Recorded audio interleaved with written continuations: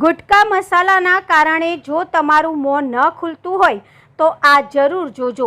પાન મસાલા ગુટકા ખાવાના લીધે જો તમારું મોં ધીરે ધીરે બંધ થઈ ગયું છે તો યુવાનો અને લોકો ચેતી જજો। આવા સમયમાં સારવાર જરૂરી છે।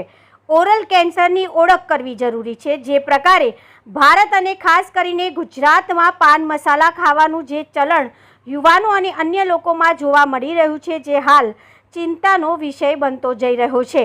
અને લગાતાર પાન મસાલા ગુટકાના સેવનના કારણે ધીરે ધીરે મોં બંધ થતું જોવા મળે છે।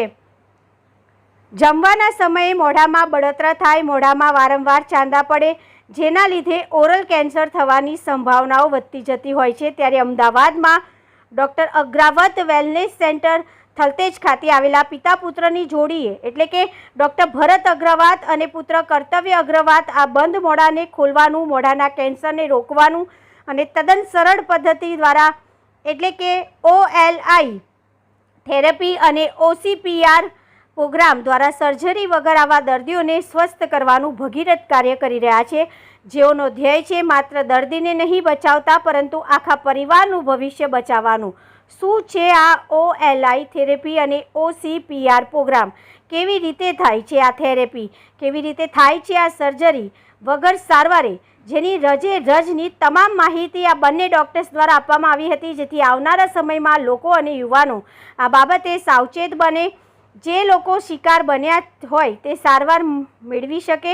મોઢાના કેન્સરથી બચવા અને સારવાર બાદ પુનઃપ્રાપ્તિ માટે ખાસ આ પ્રોગ્રામ બનાવવામાં આવ્યો છે। આવો વિગતવાર સાંભળીએ આ ઓલી થેરેપી અને OCPR કાર્યક્રમ વિશે। સંજીવ રાજપૂત, અમદાવાદ।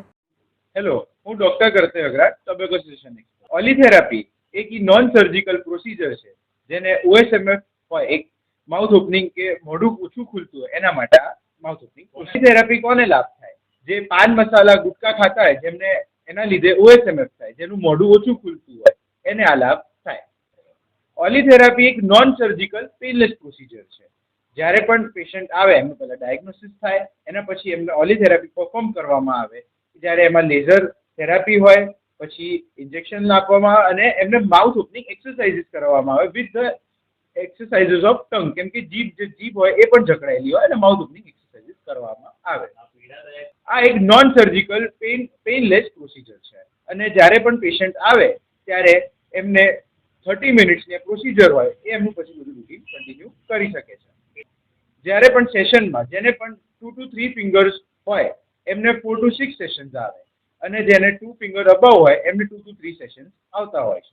ઓકે, જ્યારે પણ ઓલી થેરાપી કરાવવામાં આવે જેને 2 થી 2 આંગળ કે 1 થી 2 આંગળ હોય એમને 3 to 4 સેશન પછી 1 આંગળનો ડિફરન્સ પડતો હોય છે અને જેને 3 to 4 ફિંગર વચ્ચે હોય એમને 3 ફિંગર થી 4 ફિંગર આફ્ટર 2 to 2 સેશન્સ પછી ડિફરન્સ। ઓલી થેરાપી કેમ કરવામાં આવે છે એ OSMF માં લખ્યું છે। હવે OSMF શું છે? OSMF એક pre cancer oral submucous fibrosis pre cancerous condition છે। OSMF ની અગર તમે સારવાર ના કરાવો તો 100 માંથી 25 લોકોને ઓરલ કેન્સર થાય અને OSMF માં મેઇન ઇસ્યુ છે મોઢું ઓછું ખુલે। તો માણસ બરોબર જે પેશન્ટ હોય એ બરાબર જમી ના શકે, બરાબર બ્રશિંગ ના કરી શકે, ઓરલ હાઇજીન મેન્ટેન ના થાય, એટલે એના લીધે બીજા બહુ બધા ઇસ્યુઝ ક્રિએટ થાય। આની કોઈ સાઇડ ઇફેક્ટ નથી। જ્યારે પણ પેશન્ટ આવે ત્યારે 30 મિનિટ્સની પ્રોસિજર પછી વોક ઇન અને વોકઆઉટ પ્રોસિજર છે, એ એમનું day to day routine continue. Okay, after ઓલી થેરાપી જ્યારે પણ પેશન્ટ આવે એમને એક અમારી OSMF kit mouth opening kit use કરવાની હોય। જેમાં OSMF માઉથ ઓપનિંગ ડિવાઇસ છે, ફિઝિયોથેરાપ્યુટિક ડિવાઇસ છે, પછી એક OSMF pops, OSMF beta, OSMF gel એ યુઝ કરવાની અને આફ્ટર ઓલી થેરાપી એટલે એમને માઉથ ઓપનિંગમાં ફરક પડે। ઓકે, તમને હવે પરિણામ કેટલા ટકાઉ છે તો એ તમે અમારા રિઝલ્ટ યુટ્યુબ પર જોઈ શકો છો, સર્ચ કરી શકો છો કે ઓલી થેરાપીના અમારા કેટલા સેટિસ્ફાઈંગ રિઝલ્ટ છે। વારંવાર OCPR પ્રોગ્રામ વિશે ક્વેશ્ચન પૂછતા હોય છે। હું ડોક્ટર ભરત અગ્રવાત, OCPR પ્રોગ્રામનો ઇનોવેટર અને ફાઉન્ડર। હું અમદાવાદમાં 30 વર્ષથી પ્રેક્ટિસ કરું છું। બહુ ક્વેશ્ચન સારો। OCPR પ્રોગ્રામ શું છે? બધાએ ઘણા પ્રોગ્રામ વિશે જાણતા હોય છે, એમાં એક OCPR પ્રોગ્રામ એટલે oral cancer prevention and rehabilitation program કહેવાય છે, કે જેમાં ઓરલ કેન્સરને કેમ રોકવું અને થયા પછી પાછું ન થાય એ એનો પ્રોગ્રામ છે। કોને OCPR પ્રોગ્રામની જરૂર છે? કે ભાઈ જે પાન મસાલા ગુટકા ખાતો હોય જેને કારણે મોઢું ધીરે ધીરે બંધ થાય અથવા જે લોકોને ઓલરેડી કેન્સર થઈ ચૂક્યું છે અને પાછું કેન્સર ન થાય એ માટે OCPR પ્રોગ્રામની જરૂર. આ પ્રોગ્રામમાં શું હોય તો પેશન્ટ આને હું 5 hours હિલિંગ જર્ની કહું છું.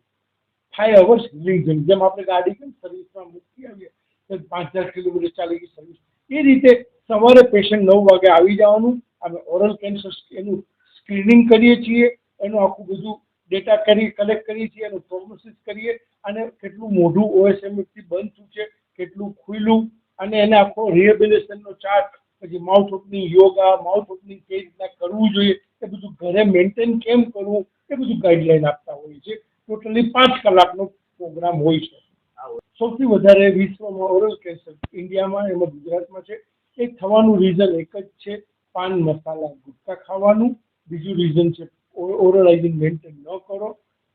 બે જ વસ્તુ છે. હવે મને ઓરલ કેન્સર થશે કે નહીં થઈ શકે, એના માટે તમારું જો તમે પાન મસાલા ગુટખાના વ્યસની હો અને તમારું મોઢું જો ધીરે ધીરે બંધ થઈ જાય, અથવા તમને વારંવાર ચાંદા પડતા હોય કે તમને જીભ રેસ્ટ્રિક્શન, બોલવામાં તકલીફ, મોઢું, તો તમારે ડૉક્ટર ભરત અગ્રવાલના ડૉક્ટર અગ્રવાલ વેલનેસ સેન્ટરની મુલાકાત લઈને એકવાર નિદાન કરાવી લેવું જરૂરી છે.